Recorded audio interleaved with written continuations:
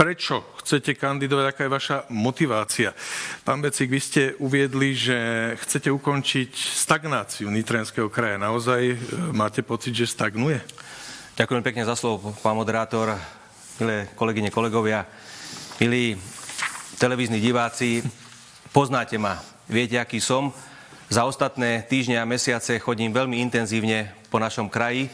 Stretávam sa s ľuďmi, počúvam ich problémy, chodím po našich obciach, mestách a dedinkách a skutočne naši obyvatelia pociťujú stagnáciu Nitrianskeho samosprávneho kraja.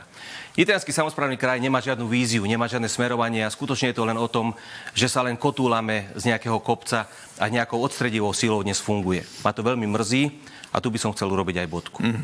Viete, stačí sa pozrieť na výsledky v mojej obci. Ja som starostom druhé volebné obdobie jednej z najväčších obcí na Slovensku, Dvorov nad Žitavou. A dokázal som za tieto dve volebné obdobia zrealizovať a odozdať svojim obyvateľom viac ako 100 projektov v celkovej hodnote viac ako 13 miliónov eur.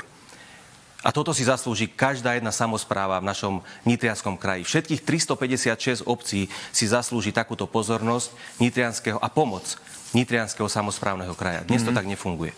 Ľudia sa sťažujú na aktuálny stav ciest, mostov, dopravy, sťažujú sa na zdravotníctvo, sťažujú sa na školstvo. Sťažujú sa taktiež naozaj na zlú finančnú situáciu. Naozaj, pán moderátor, rútime sa do veľmi neľahkých časov, na zlých časov a som presvedčený, že župan Nitrianskeho samosprávneho kraja by mal viesť človek, ktorý má energiu, ktorý má chuť pracovať pre náš kraj a takýmto spôsobom udržať našich ľudí naozaj tam, kde ľudia chcú byť. Padlo tu už pani Kolenčíková ma predbehla v jednej veci, čo týka transparentnosti. Nechcem sa opakovať, je to tak. Naozaj sme boli vyhodnotení 3-krát po sebe ako najviac netransparentný kraj. To ma osobne veľmi mrzí, mňa ako aj poslanca Nitrianskeho samosprávneho kraja.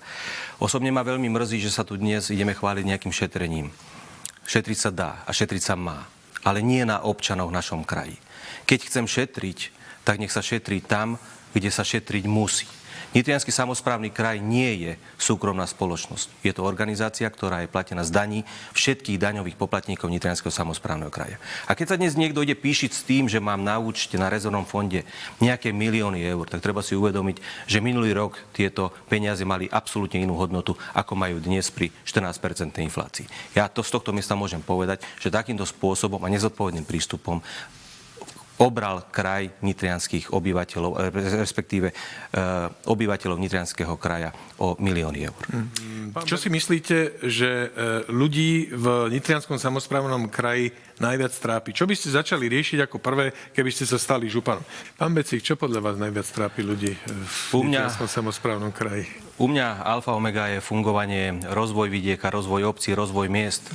Naozaj, ako to už bolo spomínané, dnes nám skutočne chýba to, že kraj nejakým spôsobom nemá vysunuté tie svoje ruky, aby nejakým spôsobom vedel objať tých svojich ľudí v tom našom nitrianskom regióne. Ako prvé, a to je moja naozaj úloha, ktorou sa môžem aj pochváliť zo svojej obce, je čerpanie eurofondov.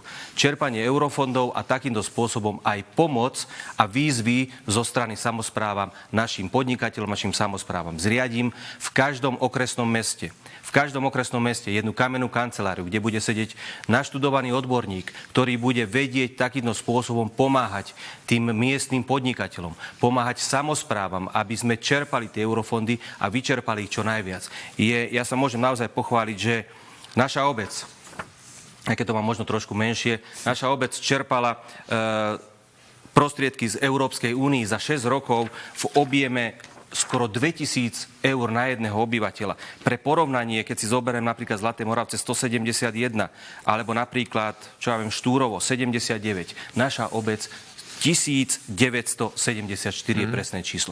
Čiže bezpodmienečne musíme naštartovať náš región, naše obce, naše mesta, našich podnikateľov a takýmto spôsobom začať pomáhať. To súvisí aj so zamestnanosťou.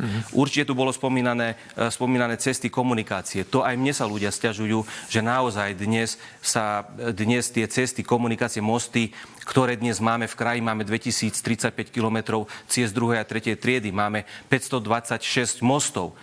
Pán moderátor, ale iba jeden jeden jediný máme v bezchybnom stave. Dnes sa zatvára, alebo respektíve obmedzuje obec v obci Honkovce. Ďalších 17 mostov máme v štádiu, ktoré sa prešetrujú. Na konci januára bude jasné, že akým spôsobom sa budú riešiť, alebo chvála Boha, dúfam, že aj sanovať. Ale takýmto spôsobom, takouto nečinnosťou my si odstrihneme mesta od obcí. A to nesmieme dopustiť. Čiže komunikácie, cesty, doprava, takisto zdravotníctvo. Máme tu spoločnosti, ktoré si prenajímajú od nás nemocnice v Komárne, v Leviciach, v Topolčanoch. Nikto s týmito ľuďmi nekomunikuje. Bol som s nimi, rozprával som sa s nimi. Naozaj vidia absolútny nezáujem zo strany Nitrianskeho samosprávneho kraja riešiť problematiku zdravotníctva. Štát to nezvláda.